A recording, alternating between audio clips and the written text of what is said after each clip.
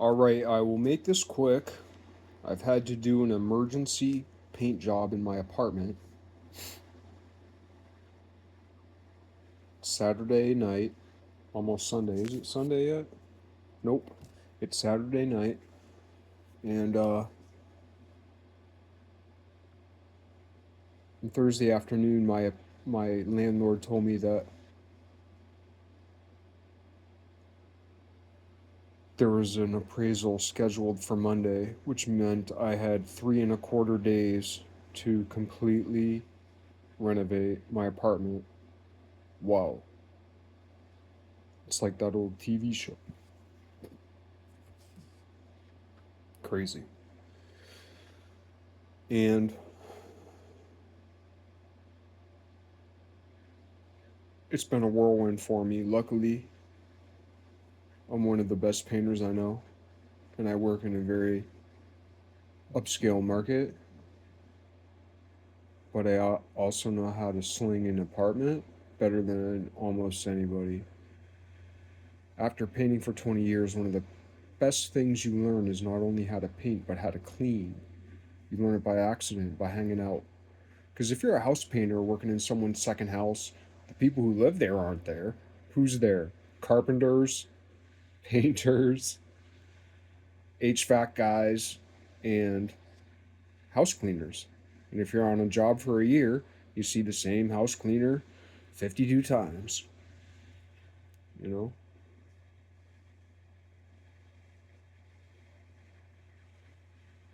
$200,000 paint job. How much do you think the whole addition cost? Wild.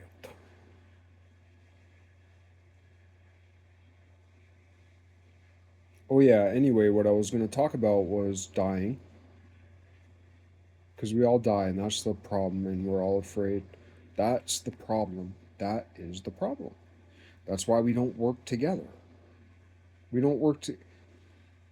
There are times in my life where I let other people's interests like wane because my needs were immediate. I felt bad afterwards. But then there are also other times where I let my needs fall to the wayside in order to help someone.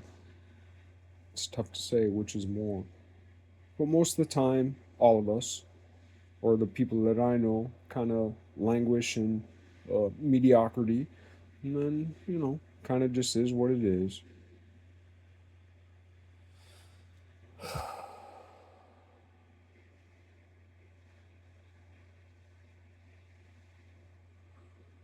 My grandmother died a few years ago. I mentioned it.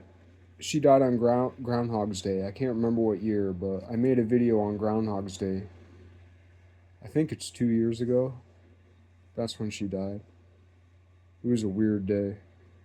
I cried more when my cat died, a couple years before my grandmother died. But part of the reason I cried so hard when my cat died was because I knew my grandmother was going to die. It was the first time in my life that I'd ever dealt with it. So it's almost like I mourned my grandmother's death before she died. But then I was busy with life and work, and I wasn't there for my grandmother when she died. That's horrible. But it's what happened. And I've never loved someone so much as my Nana when I was a little kid. That's it. Period. I can philosophize it, but I can go on and on this. Well, should I? And what about this thing she did? And I did that later in my life, and I feel kind of bad because I think word got back round to her that like a couple of the decisions she made when I was a little boy, I wasn't so happy with. But now that when I was born, my grandmother was like about my age, and now I'm like, oh, no. When she was my age, she had 2 kids, she had a husband, she had a house, she'd had a number of jobs, she'd been also a long-time housewife after my grandfather became quite successful, after both of them climbed out of the dingy, dirty outhouses of old Bradford and Norwich, Vermont, which back in the 30s, 40s, and 50s, well, Norwich is a little bit highfalutin today. Bradford's on its way. Bradford was down, but Bradford's on its way up. But back then, it was like, you know, oxen carts and horse carts and dune buggies, and everything was cheap and shitty and smelly. My grandmother, when she was a little kid growing up, there were 9 kids in her family, and they weren't even Catholic, but there were 9 kids in the family, and they took a bath once a week. It was in a big basin, and my great grandmother, I called her Big Nana, even though she was smaller than my grandmother in stature. Like my grandmother was greater in stature than my great grandmother, but it's because my grandmother inherited my great grandfather's genes, and he was a bit more stocky. And however it turned out, my grandmother was bigger than my great grandmother, but I called my great grandmother Big Nana. That's just how it worked out. It's kind of like I couldn't pronounce grandpa when I was a little kid. I called my grandpa Bumpy from the time I was like 1.5, I guess. That's what they say. But the name stuck, and I just kept calling him Bumpy. But then someone told me that, like, that's actually a name for a grandfather in, like, Eastern European. But nobody in my family is Eastern European. So it's like just kind of like a cosmic connection through time, which I think is awesome. Oh, shit. I got so much fucking work to do. I'm 2/3 of the way through this journey, and I'm not yet I still have about 3 hours worth of work to do, and it's late, and I gotta get up tomorrow and work like another like 20-hour day. I'll get a few hours of sleep before Monday morning. I'm assuming then I'll try to put a couple things back because there's a couple things I didn't get to, but I gotta make it look legit. But I've not lived a legit life. I'm terrible. I've been terrible. So you see the terrible like ceiling job, and like you can see where the tape is and stuff. That wasn't me. That's how it was. I ain't fixing that shit. That's too much. You should have seen this place when I moved in. It looked worse than it does now. It looked worse than it did then. Anyway, what I was gonna say is like like when you die,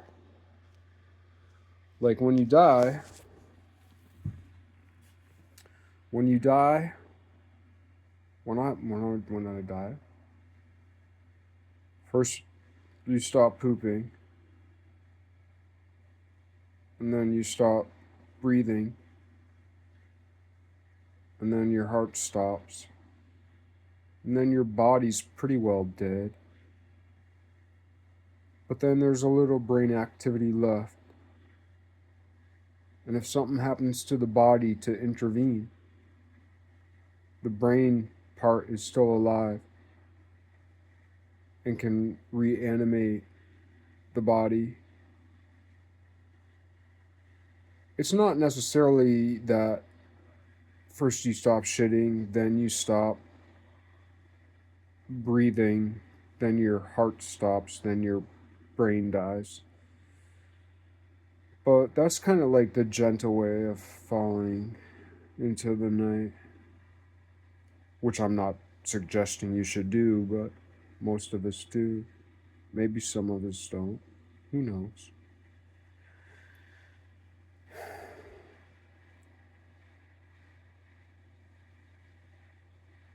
Because if you have an infected tooth, perhaps that could lead, perhaps you're pooping fine, perhaps you're breathing fine, but the infected tooth just infects your heart, and then your heart stops. And so it's just like your heart stops first, even though the breathing and the pooping were okay. But then it's basically the heart stops, and then the brain's okay for a little bit, and then the brain stops. And in the Bible, in the second Testament, said the life of the body is in the blood, and the life of the spirit is in the breath.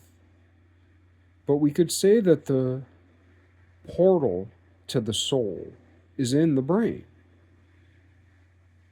It's like an escape capsule. Like sometimes the body can shut off, but like the portal is still open. But it's only open for a little while. It's an escape capsule. You gotta get to the escape capsule. What am I saying? It's like, yeah, your life sucks. Yeah, you're gonna die. Blah blah blah. We've done it. If you're almost 50, I just turned 48. If you're almost 50, you've already been through it a few times. You thought you were gonna die. Here you are. And you've had your ups and downs. What did it take to get to an up? I'm talking to myself. What did it take me?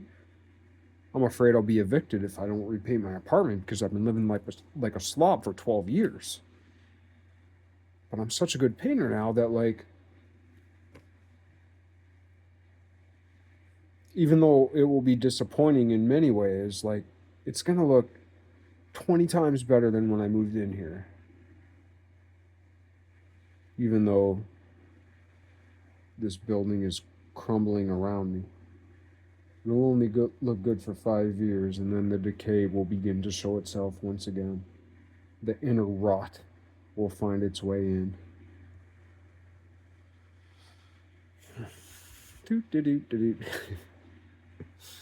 Trying to keep it pleasant, talking about death.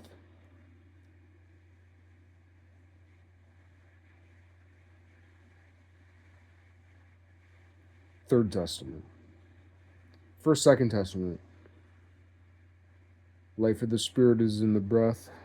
Life of the body is in the blood. The portal to the eternal life is in the brain.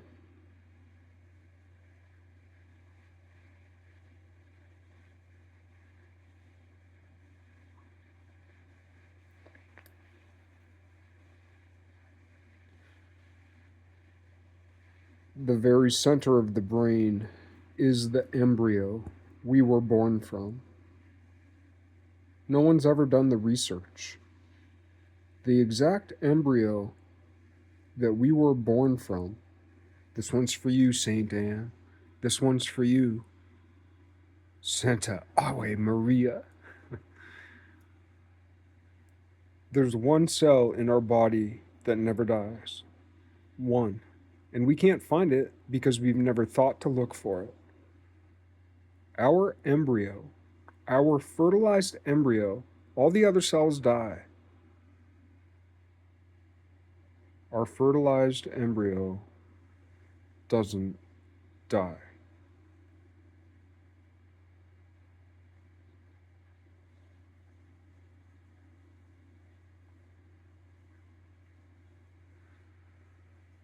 There's some tweaking to do with that around the margins, but that's the synopsis. It exists in the center of our brain because we uncurl to be straightward from a snail shell. We curl. In the womb, we curl upward to downward. And then once we're born, we go like this. We're born like this, little babies upside down. We're tipped up by our moms, and then we're like this.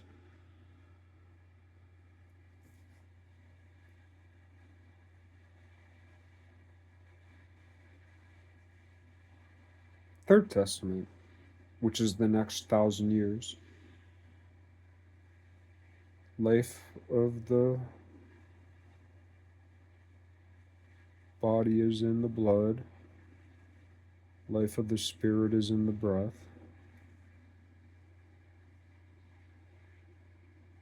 Life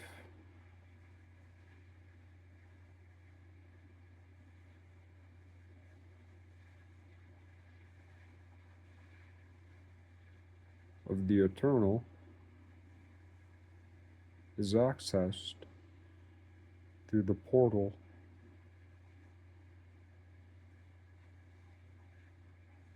in the brain's brainwaves. That's sufficient.